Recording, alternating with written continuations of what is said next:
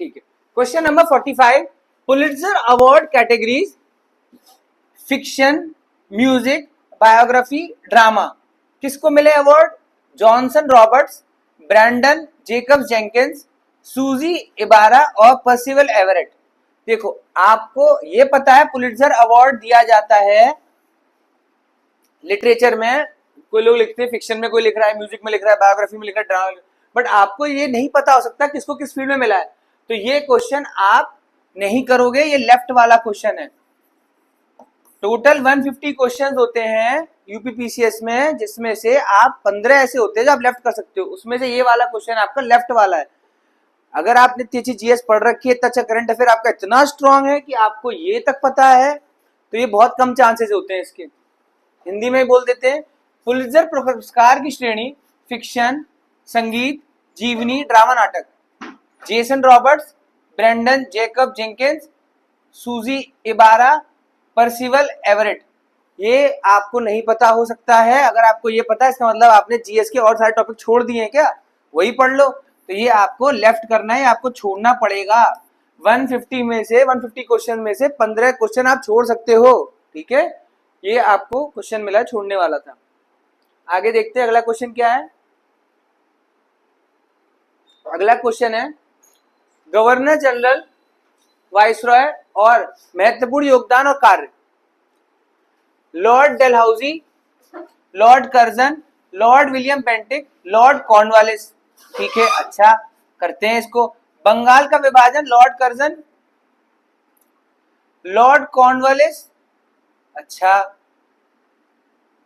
सती Cornwallis था व्यागत, permanent settlement, Bengal का स्थायी बंदोबस्त, कॉर्नवालिस, ठीक है। लॉर्ड डेलहाउसी आपका डॉक्ट्रिन ऑफ लैप्स, ए का 4, और लॉर्ड विलियम बेंटिक सती प्रथा का निषेध। तो C2 दो जगह है, इसका मतलब ये नहीं हो सकता। तो D1 अपने आप हो गया लॉर्ड कॉर्नवालिस, बंगाल का स्थायी बंदोबस्त। अब आपका आया A3 या A4, डेलहाउसी का है A4, व्यपघात का सिद्धांत, A4 आपका आंसर आ गया B। अब इंग्लिश में एक बार देख लेते हैं, इसको जल्दी से करते हैं। देखो, governor general viceroy important contribution, lord Dalhousie doctrine of lapse, lord Curzon partition of Bengal, lord William Bentinck prohibition of practice of sati, and lord Cornwallis permanent settlement of Bengal. So D1 C2 B is the correct answer. आपका एक question हो गया, question number 46। आपको खूब number मिल जाएंगे इसमें। ये अगर आपने लेफ्ट किया तो आप पेपर ही छोड़ दो, फिर ये तो आपको करना ही करना पड़ता है। इसके जो ऊपर वाला क्वेश्चन था पुलित्जर प्राइज वाला, वो छोड़ने वाला है। ये क्वेश्चन साफ साफ छोड़ने वाला है कि पुलित्जर प्राइज की कैटेगरी में किस किस को क्या अवार्ड मिला है, ये नहीं कर सकते हो आप, होता नहीं है आप में, बट ये वाला आपको करना पड़ेगा, ठीक है। आगे चलते हैं। क्वेश्चन है, as per the ODOP one district one product scheme of Uttar Pradesh, मूंज प्रोडक्ट कहां पर है? मूंज प्रोडक्ट कहां पर है? अच्छा, हिंदी में पढ़ देते हैं। उत्तर प्रदेश के एक जिला एक उत्पाद ODOP योजना के अनुसार मूंज उत्पाद निम्नलिखित में से किस जिले से संबंधित है? मूंज आपका होता है अमेठी और संत कबीर नगर। 1-3 ये रहा आपका आंसर। इसका मतलब क्या है? One district one product, one district one product. UP में टोटल 75 जिले हैं, total 75 districts are there in UP, all have a product which is important for it. मूंज product is basically famous in Amethi, in Prayagraj and in Sant Kabir नगर। अमेठी, संत कबीर नगर। सुल्तानपुर का है carpet, जरी जरदोजी और carpet. Answer आ गया 1-3 आपका हो गया ये, ठीक है। आप लोगों को वन डिस्ट्रिक्ट वन प्रोडक्ट बहुत अच्छे से करने होंगे, तभी आप यूपीपीसीएस का पेपर देने लायक हो। मींस में आपका क्वेश्चन आएगा UP special, one district one product नहीं पता तो लिखोगे क्या?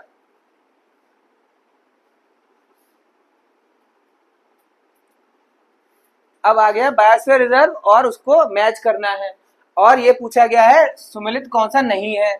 तो नॉकरेक पीक जो है वो आपकी मेघालय की है।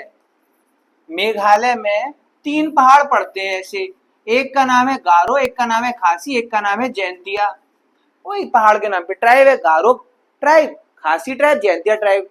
गारो में हाईएस्ट पीक नोकरेक, खासी में बारिश होती है जो मेघालय में चेरापूंजी मौसिनराम आप सुनते हो, और जैंतिया में कोयले की खदानें हैं। इन तीनों में मेघालय सिमट जाता है। ठीक है, ये स्टेट बनाया गया था 1971 में। मेघालय क्यों बनाया गया था? क्योंकि इंडिया पाकिस्तान वॉर के बाद बांग्लादेश आजाद हुआ था, तो हमको ये था कि वहां से रेफ्यूजी हजांग और चकमा रेफ्यूजी आके आ रहे थे इंडिया, तो उनको कंट्रोल करने के लिए मेघालय में अलग से स्टेट बनाया गया।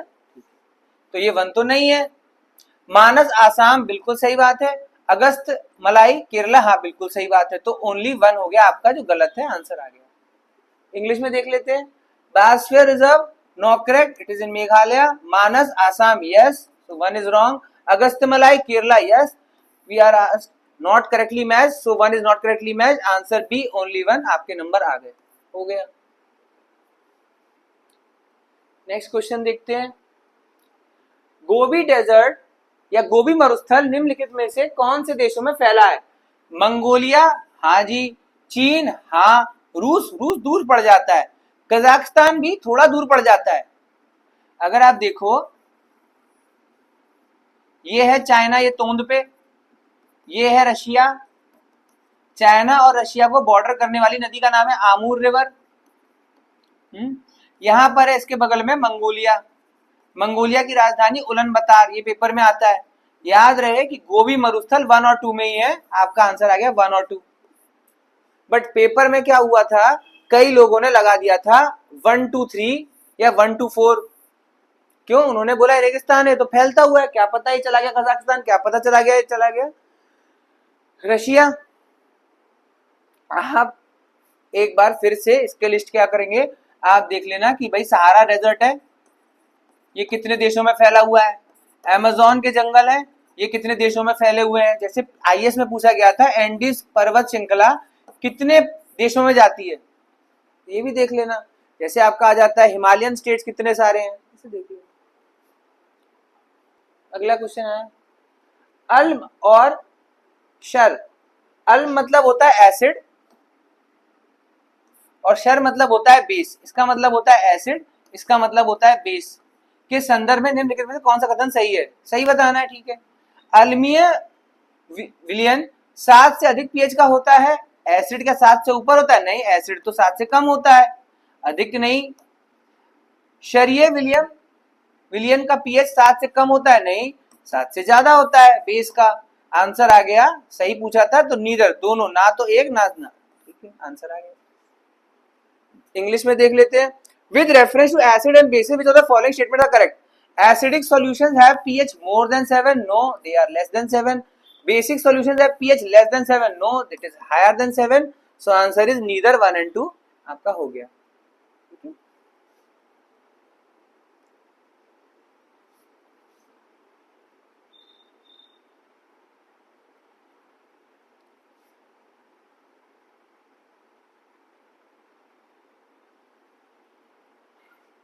नगर पालिका के संदर्भ में निम्नलिखित में से कौन सा सही है? नगर पालिका सदस्य बनने के लिए,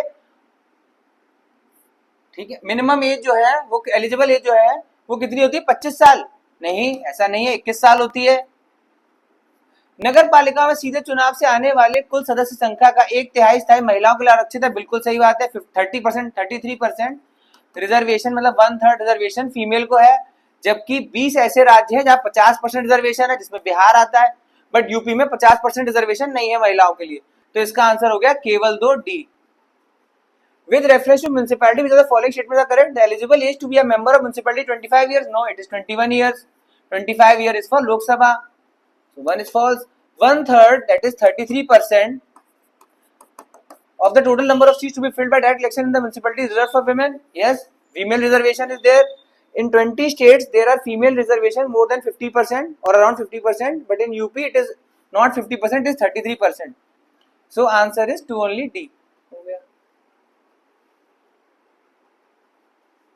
और जल्दी चलते हैं, चलो भैया। कौन सा इनमें से करेक्टली मैच्ड है? ठीक है, माओलोंग, अरुणाचल प्रदेश। याद रहे, माओ जेडोंग नाम का आदमी था जो चाइना का फाउंडर बोला जाता है, तो उस माओ नाम से प्रभावित होकर माओइस्ट जैसे बने हैं तो माउलोंग, माउलिंग, ये सारे नाम अरुणाचल प्रदेश के होते हैं। तो बिल्कुल सही बात है।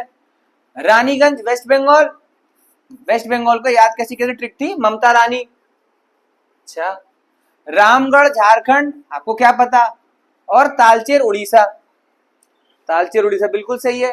अब आपको बताना कौन सा करेक्टली मैच्ड है, 4 तो करेक्टली मैच्ड है, तो 4 हो गया आपका, एक में ही है, 2 3 4 आपका आ गया। अब आप बोलोगे मौलंग अरुणाचल प्रदेश, आपने तो बोला, अगर यहाँ ऑप्शन होता 1 2 3 4 मैं सारे ले लेता, पर यहाँ ऑप्शन 1 2 3 4 नहीं है, आप 2 3 4 है, आप ले लो। अरे रामगढ़ झारखंड, ये रामगढ़ वही है, शोले पिक्चर में था ना रामगढ़, अरे यो सांबा कितने आदमी थे, तो वही है रामगढ़ झारखंड वाला, ठीक है। हिंदी में वही है।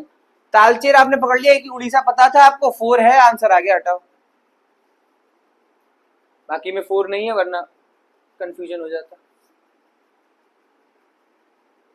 अलाउद्दीन खिलजी के निम्नलिखित विजयों को कालक्रम अनुसार क्रम में व्यवस्थित कीजिए तथा नीचे दिए गए कूट से सही उत्तर चुनिए। पहले भी अलाउद्दीन खिलजी पे क्वेश्चन पूछा गया है कि पहले वो गुजरात गया था, वहां से 1000 दिनारी को लिया था।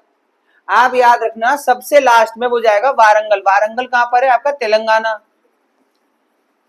अच्छा, रणथंबोर ये कहां पर है, राजस्थान। जैसलमेर कहां पर है, राजस्थान। चित्तौड़ कहां पर है, राजस्थान। अच्छा, एक चीज और, तो आपने पद्मावत पिक्चर देखी है, पद्मावत पिक्चर में था चित्तौड़, चित्तौड़ के किले के बाद अलाउद्दीन खिलजी को पैरालिसिस टाइप का हो गया था, वो सदमा बर्दाश्त नहीं कर पाया था, तो उसके बाद उसने बोल दिया था कि मलिक कफूर तुम जाओ साउथ इंडिया। तो याद रहे 4 के बाद 3 आएगा, तो कौन कौन सी जगह जहां 4 के बाद 3 है, ये रहा 4 के बाद 3, 2 जगह है, तो ये सी और डी हट गए। अब ए और बी में लड़ाई चल रही है कि रणथंबोर पहले गए कि जैसलमेर पहले गए, तो आप याद रखना इसका आंसर वैसे ए है, जैसलमेर रणथंबोर। आज के बाद आप इसे रट लीजिए। एक बार इंग्लिश में देख लेते हैं। Arrange the following conquest of Alauddin Khilji in chronological order and select the correct answer from below. C first, lastly he went to Warangal, not Alauddin Khilji but Malik Kafur. Warangal it is located in Telangana, so 3 will come at the last. If 3 is in the last, 4 उससे पहले, मतलब चित्तौड़ के बाद ही वो गए तेलंगाना। सो 2 1 and 1 2, so first he went to Jaisalmer, then he went to Ranthambore, so 2 1 4 3 is the correct answer. You have to know about the chronology of Alauddin Khilji and the chronology of medieval India. For UPPCS exam, your medieval India must be strong. चलो, आज की video में इतना ही रखते हैं, कल और करेंगे। Thank you very much. आप हमारी सीरीज को लाइक शेयर सब्सक्राइब जो करते हो करिए, ये सीरीज तो चलती रहेगी, ठीक है। Thank you very much.